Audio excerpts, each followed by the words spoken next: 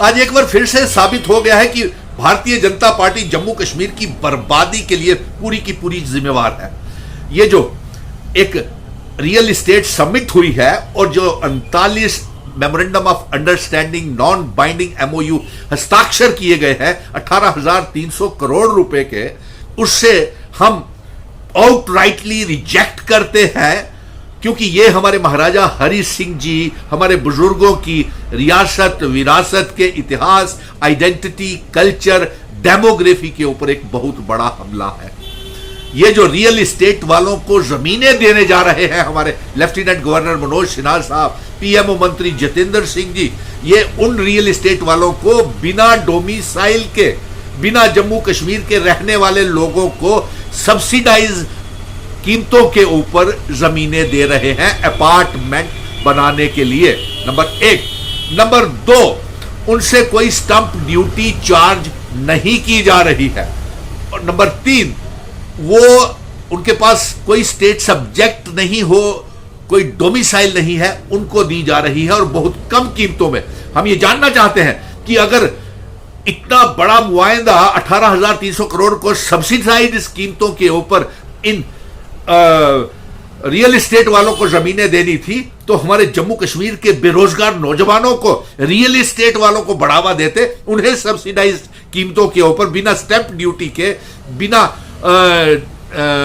कागजी कार्रवाई की आप उन्हें देते हैं जमीनें। लेकिन ऐसा नहीं किया आपने। जम्मू कश्मीर को भेजने के लिए हर रियासत में यह ऐलान कर दिया कि जम्मू कश्मीर का कोई भी आकर के बाहरी रियासत के लोग बिना डोमिसाइल के यहां पे रह सकते हैं, अपना कारोबार कर सकते हैं, अपना काम कर सकते हैं। और ये एक बहुत बड़ा हमारे इतिहास के साथ और हमारी डेमोग्राफी को बदलने का प्रयास किया है। ये एक बार फिर से महाराजा हरि सिंह जी के बनाए हुए कानूनों की तौहीन है। हमारा 370-35 छीनने के बाद, रियासत का दर्जा और यूनियन टेरिटरी बनाने के बाद आप हमें नीलाम करते चले जा रहे हैं। एलजी मनोज सिन्हा साहब, आपको ये इख्तियारात कितने दिए? आपने मेदांता और अपोलो के साथ भी जो एमओयू साइन किए हैं, हमें बताइए कि हमारे जम्मू कश्मीर के कितने डॉक्टर्स उसमें नौकरियां लगेगी, पैरामेडिकल स्टाफ, एक्सरे टेक्नीशियंस, और फिर इसके साथ साथ कितने गरीबी स्तर के नीचे लोग रहने वालों को नौकरियां मिलेंगी इसमें। और साथ में हम ये भी जानना चाहते हैं कि जो सब्सिडाइज्ड रेट के ऊपर आप इन एमओयू साइन करने वालों को जमीनें दे रहे हैं, तो क्या ये सब्सिडाइज्ड रेट के ऊपर ये अपार्टमेंट जम्मू कश्मीर के लोगों को देंगे? और क्या ये सब्सिडाइज पास ऑन होगी? हमें इन शर्तों का भी ब्यौरा चाहिए।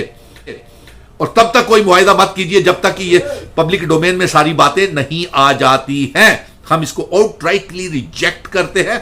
और साथ में हमारा यह भी कहना है कि जब आप बिना डोमिसाइल के इनको अपार्टमेंट बनाने की इजाजत दे रहे हैं, तो यह भी जरूर है कि जो इन्हें खरीदेंगे अपार्टमेंट्स को पूरे जम्मू क्षेत्र में, जम्मू, उधमपुर, कटरा, कठुआ, शांबा, जहां भी खरीदेंगे, तो इसका मतलब है वो जो इसमें रहने वाले होंगे वो भी बिना स्टेट सब्जेक्ट और बिना डोमिसाइल के होंगे।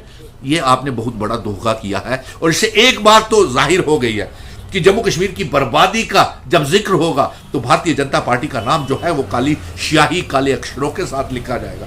और मैं तमाम जम्मू कश्मीर के साबका और मौजूदा नेताओं को मैं ये कह रहा हूं कि मिशन स्टेटहुड के रोड मैप के ऊपर चलिए। हम जम्मू कश्मीर और लद्दाख को फिर से इकट्ठा करेंगे। पीओके गिलगित बल्टिस्तान को जम्मू कश्मीर का हिस्सा बनाना चाहते हैं। और जिस तरीके से ये मुआहदे और एमओयू हस्ताक्षर कर रहे हैं, मुझे नहीं लगता कि ये रियासत का दर्जा भी हमें वापस देंगे। और एक साथ बात तो और है कि ये मुआहदे कैसे हस्ताक्षर होंगे जबकि जम्मू कश्मीर रियासत का केस जो है वो सुप्रीम कोर्ट में चल रहा है। इसका मतलब आप सुप्रीम कोर्ट की भी तौहीन कर रहे हैं। महाराजा हरि सिंह जी ने, जिसने इतनी खूबसूरत रियासत का असेशन विले भारत के साथ किया था, उनके बनाए हुए कानूनों के साथ, उनके दिए हुए दस्तावेज, स्टेट सब्जेक्ट 370-35A, खूबसूरत रियासत, हमारे सभी की तो जो आप पगड़ियां हैं वो तौहीन कर रहे हैं, ये हमें कतई मंजूर नहीं है। और एलजी मनोज सिन्हा साहब, ये चुनी हुई सरकार के लिए रखिए। और हम ऐलान करते हैं कि हम 1 इंच भी जमीन अपने जम्मू कश्मीर की बिना रियासत बशिंदे के, बिना जम्मू कश्मीर के रहने वालों को